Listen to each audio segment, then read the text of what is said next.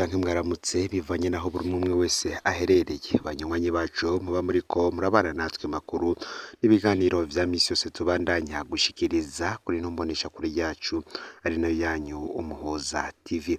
Uyu n'umwanya tugiye kubagezako amakuru agezweko muri kano kanya. Ni amakuru tuza kugaruka kuri vyinshi bitandukanye, turaza kugaruka kubihejeje kubera mu mugambwe SNL wari urongowe n'umushingamateka Agathon Rwasa.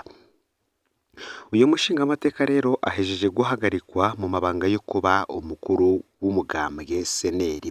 Ivyo bikaba biri mu rwandiko rwasohowe n'abagize ibiro vya politike 10 kuri uyu munsi igenekerezo ya 4 mu Kakaro uyu mwaka w'2023.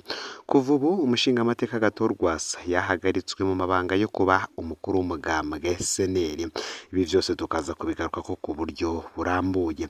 Ni nyuma yaho kuwa gatanu w'indwi iheze hamwe vyavugwa ko indyane zari zimaze iminsi muri uyu mugambwe zari zaremukiye ku mbuga ngurukana bumenyi.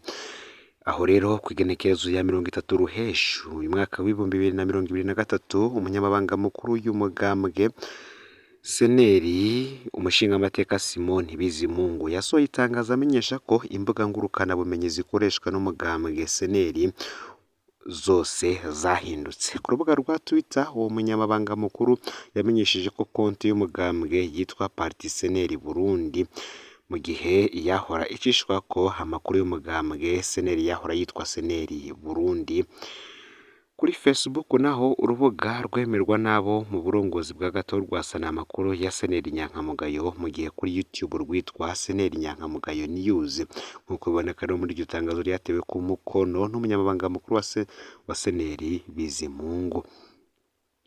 Naho birukorera bariko barakoresha urubuga rwahora rukoreshwa n'umugambwe SNL bandika bavuga ko urwo rubuga rwadutse bataruzi ko imbuga ngurukana bumenyi zemewe n'umugambwe SNL ari zemejwe mu ikoraniro ry'umugambwe ryabaye mu mwaka w'2019. Ni vyinshi tugiye kugaruka ko muri ano makuru birabana n'ihagarikwa ry'uyu muyobozi mukuru w'umugambwe SNL Agathon Rwasa. Vyinshi tukaza kubigaruka ko bikabije inyuma y'ingingo zagiye zirafatwa n'umushikiranganje w'intwaro hagati mu gihugu iterambere rusange n'umutekano Martin Niteretse. Ni mu gihe Agathon Rwasa ari 11 yari yarahagaritse, abo bakaba bari baramenyesheje ko Agathon Rwasa atawubasha afise bwo kubahagarikana ririya muri iyi minsi atakintu na kimwe yemerewe gukora kuko ibikorwa vyose vy'umugambwe vyahagaritswe vy'imfata kibanza n'umushikiranganje mu vyajejwe harimo intwaro hagati mu gihugu.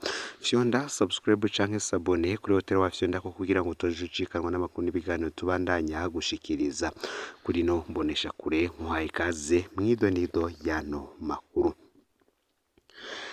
Umushingamateka Agathon Rwasa ahejeje guhagarikwa mu mabanga yo kuba umukuru w'umugambwe SNL. Ivyo bikaba biri mu rwandiko rwasohowe n'abagize ibiro vya politike 10 kuri uyu munsi igenekerezo ya 4 mu Kakaro uyu mwaka w'2023. Kuva ubu umushingamateka Agathon Rwasa yahagaritswe mu mabanga yo kuba umukuru w'umugambwe SNL. Iyo ngingo ikaba isaba umunyamabanga mukuru w'umugambwe kubandanya kurikirana ibikorwa vy'umugambwe mu kurindira ko hotunganywa ikoraniro kaminuza rizoshiraho umukuru w'umugambwe mushasha mu kiringo gitegekanijwe n'ingingo ya 49 y'amategeko agenga umugambwe stati hamwe n'iya 38 y'amategeko ngengarugo y'umugambwe SNL. Abo bagize ibiro bikuru ibiro vya politike bateye umukono kuri ingingo bamenyesha ko bisunza amategeko yatewe ku mukono mu mwaka w'2019. Bakaba bagiriza umukuru w'umugambwe SNL Agathon Rwasa amakosa akurikira. Ikosa rya mbere harimwo kuryanisha abanywanyi b'umugambwe SNL mu gucura no gukwiragiza ibihuha vy'uko hoba hariho akarwi kabangamiye umutekano we kandi ko ako karwi ko bagashaka kumusubiriza biciye mu gushinga umugambwe wa SNL nyakuri kandi atari vyo.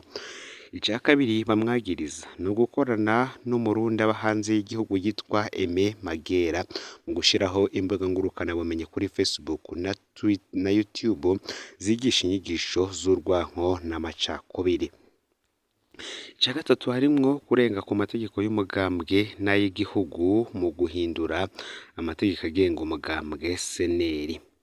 Ica kane harimwo gufata ingingo yo kwirukana abagize ibiro vya politike 14 muri 20 imbere yuko barangiza ikiringo cabo abarenganije.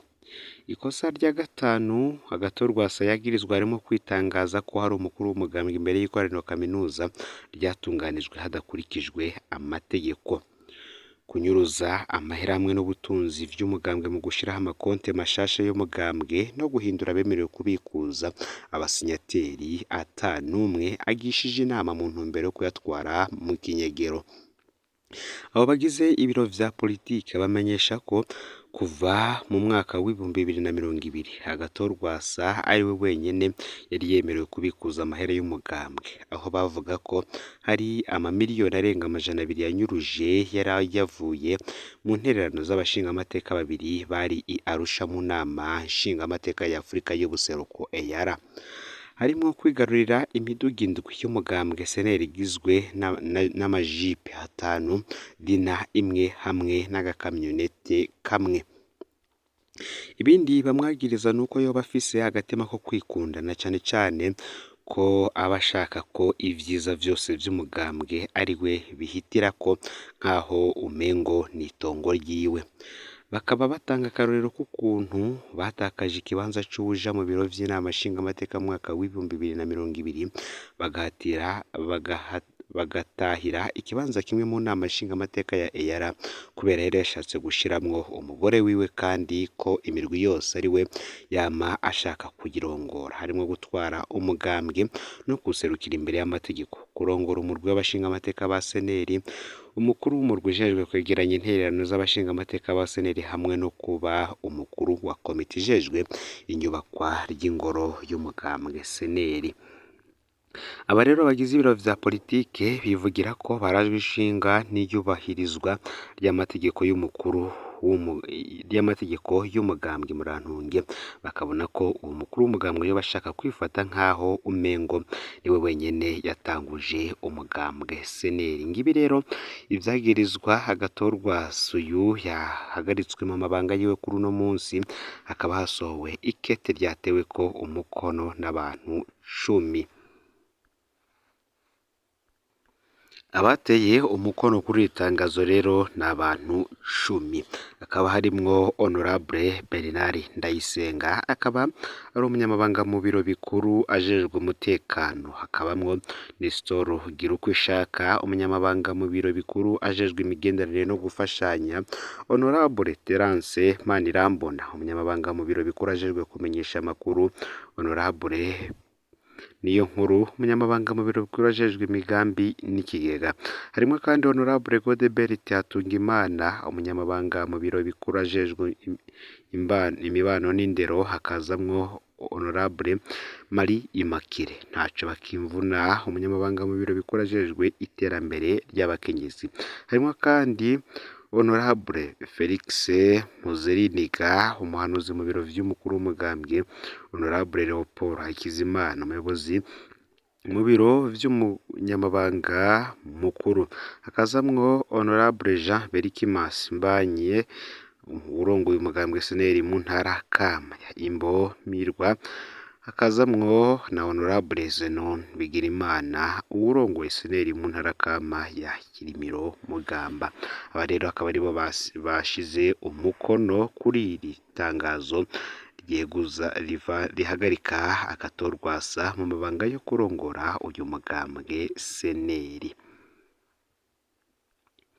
Reka no makuru yacu tuyabandanize mu gisata c'umutekano, aho General Major Sibomana Ignace ariwe ahagarariye umurwi w'abasirikare ukora isuzuma y'ivyakozwe n'inteko z'umuryango wa Afurika y'ubuseruko EAC. Kuri uyu wa kabiri igenekerezo ya 4 mu Kakaro uyu mwaka w'ibihumbi 2023 niho umurwi w'intwazangabo urongowe na General Major Ignace Sibomana watangura igikorwa co gusuzuma ko inteko za EAC zaranguye ubutumwa bwo kugarukana umutekano mu buseruko bwa Repubulika Iharanira Intwaro Rusange ya Kongo nk'uko bwari bwazihawe n'inama y'abakuru b'ibihugu vya EAC.